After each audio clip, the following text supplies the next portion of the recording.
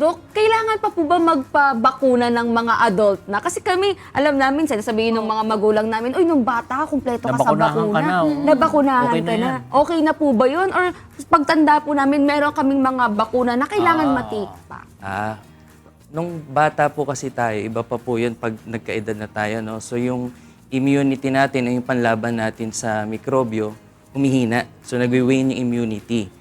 Also, pagka nagkakaedad po tayo, nagkakaroon tayo ng additional risk factors. For example, yung COPD, heart disease, kidney disease. So talagang yung immune system natin humihina.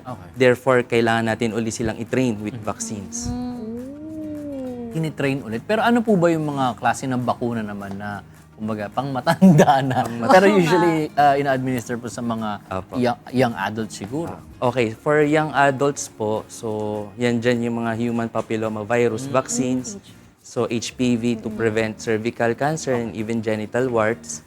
Tapos meron din po tayong pneumonia vaccines, influenza.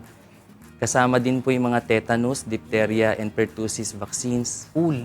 Additional po. Di ba meron pa po nung bata pa? May ganun bakuna, di ba? Ano po yung difference nun sa pang matanda na bakuna? Ayun po, parang ina-update po siya. Parang gano'n. Kailangan palang update yun. Pero ibig sabihin po nun, Doc, hindi na po ako magkakaroon ng ganitong sakit or magkakaroon pa rin po ako pero hindi na malala? Yes, tama po. No? Most of the time, pagka nahawa pa rin kayo nung sakit na yon pero vaccinated, usually asymptomatic na, walang simptomas, or less na yung intensity.